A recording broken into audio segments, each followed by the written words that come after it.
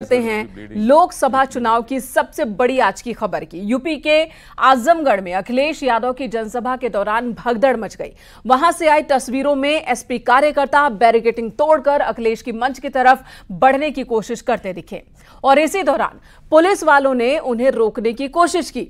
जब वो नहीं माने तो पुलिस ने लाठीचार्ज भी किया और इस दौरान वहां काफी देर तक भगदड़ जैसी स्थिति बनी रही। सवाल यह है कि क्या अखिलेश यादव के कार्यकर्ता बेकाबू हो चुके हैं? क्या सपाई अपने नेता की बात भी सुनने को तैयार नहीं है, या फिर यह भीड़ अखिलेश यादव का उनके कार्यकर्ताओं के बीच क्रेज है? कई सवाल उठ रहे हैं कि आखिर एक दो नहीं, बार बार और हर जनसभा में, हर रैली में यही तस्वीर क्यों देखने को मिल रही है? और ये पहली बार नहीं है जब अखिलेश यादव की रैली में हंगामा हुआ, अव्यवस्था फैली। कुछ और तस्वीरें आपको दिखाते हैं।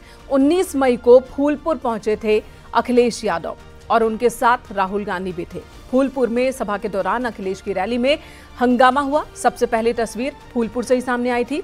कार्यकर्ता बेकाबू हो गए। फिर कल यानी कि 20 मई को संत कबीर नगर में भी ऐसी ही अनुशासनहीनता कार्यकर्ताओं में देखने को मिली और फिर आज आजमगढ़ में कार्यकर्ता बेकाबू हो गए, बैरिकेडिंग तोड़कर मंच की तरफ बढ़ चले।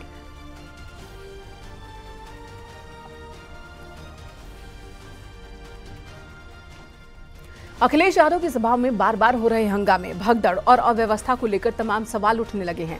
सवाल ये उठ रहे हैं कि हंगामे की आखिर वजह क्या है? सबसे बड़ा और सबसे पहला सवाल तो यही है। अब चलो वजहों की अगर हम बात कर ले तो पहली वजह, क्या कार्यकर्ताओं में अनुशासनहीनता है? दूसरी वजह, कार्यकर्ताओं की भीड़ में हुड़दंगई घूम रहे हैं। तीसरी वजह, क्या भीड़ को नियंत्रित करने में लीडरशिप फेल हो रहा है? चौथी वजह, क्या अखिलेश यादव को लेकर लोगों में क्रेज इतना ज्यादा है जिसकी वजह से भगदड़ मच रही है? ये तमाम वजहें हो सकती हैं जिनकी वजह से इस तरह की तस्वीर बार बार देखने को मिल रही है, हंगामा हो रहा है। वजह जो भी हो, लेकिन बार बार ऐसे हालात किसी भी हादसे को दावत दे सकते हैं। चौसर का चुनावी खेल जारी है। हर दल अपनी अपनी गोटियां सेट करने में जुटा है, तो दूसरी तरफ वक्त मुकाबला आधे से आगे निकल चुका है। यानी कुल 5 पड़ाव इस खेल के बीत चुके हैं। बचे हैं सिर्फ 2 फेज, फिर हार जीत के फैसले की घड़ी भी आ जाएगी। लेकिन 5वें चरण के बाद एक तस्वीर साफ होती दिख रही है। वो तस्वीर है वोटिंग को लेकर जनता के उत्साह की। भीषण गर्मी पड़ रही, लेकिन 5वें चरण में वोटिंग इतनी भारी हुई कि गर्मी भी हार गई।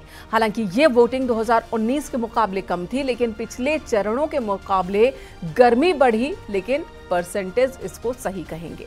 अब 2 चरण की लड़ाई शेष है। सभी दल गुणागणित सेट कर रहे हैं और चलिए समझते हैं कि 5वें चरण की बम्पर वोटिंग के मायने क्या है और बाकी के 2 चरण का समीकरण क्या कहता है।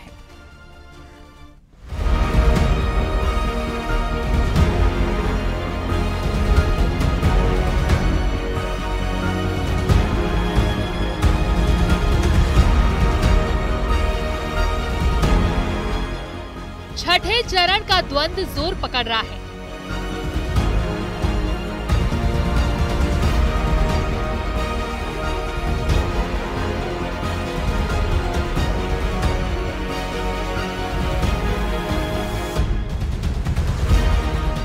आग उगलते सूरज की तपिश पर सियासी गर्मी भारी पड़ रही है।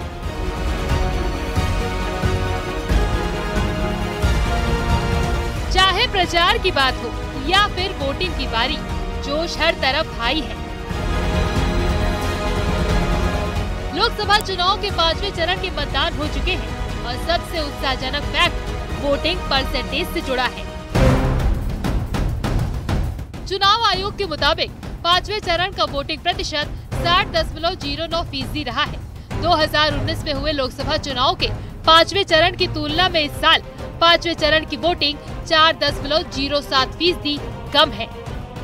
लेकिन जिस तरह चिलचिलाती धूप में घर से निकलना मुश्किल है, उस माहौल में भी वोटिंग का ये गजब का उत्साह जनता की चुनाव में दिलचस्पी को दिखाता है। साल 2024 के लोकसभा चुनाव के लिए कम मतदान प्रतिशत न सिर्फ सियासी पार्टियों के लिए बल्कि चुनाव आयोग के चेहरे पर चिंता की लकीरें लेकर आया। लेकिन 5वें चरण के मतदान जिस तरह से बढ़े हैं, उससे कहीं न कहीं से सियासी पार्टियां और चुनाव आयोग दोनों सुकून में हैं। देखने वाली बात यह होगी कि आगे अभी भी 2 चरणों के चुनाव बचे हुए हैं। क्या 5वें चरण के तहत ही एक बार फिर से मतदाताओं में ज़्यादा जोश देखने को मिलेगा? वोटिंग के मामले में इस बार भी पश्चिम बंगाल पहले नंबर पर रहा। यहाँ 74.65% वोटिंग हुई। वहीं दूसरे नंबर पर लद्दाख रहा। यहाँ 69.62% वोट डाले गए। तीसरा नंबर ओडिशा का रहा। ओडिशा में 67.59% वोटिंग हुई। 63.07% के साथ चौथे नंबर पर झारखंड, 57.7% के साथ पांचवें नंबर पर उत्तर प्रदेश रहा। इस बार जम्मू कश्मीर में भी बम्पर वोटिंग हुई।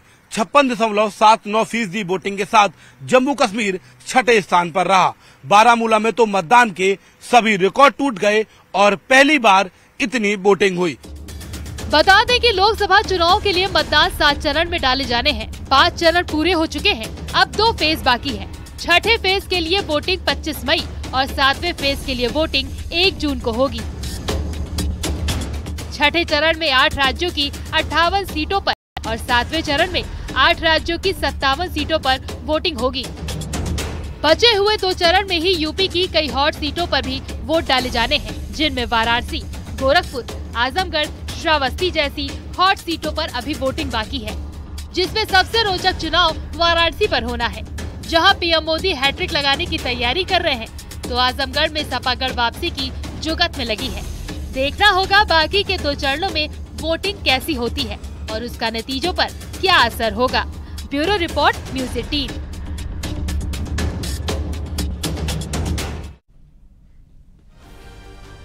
चौबीस की लड़ाई का 5वां चरण पूरा हो चुका है। उत्तर प्रदेश में 14 लोकसभा सीट पर करीब 58% वोटिंग देखने को मिली।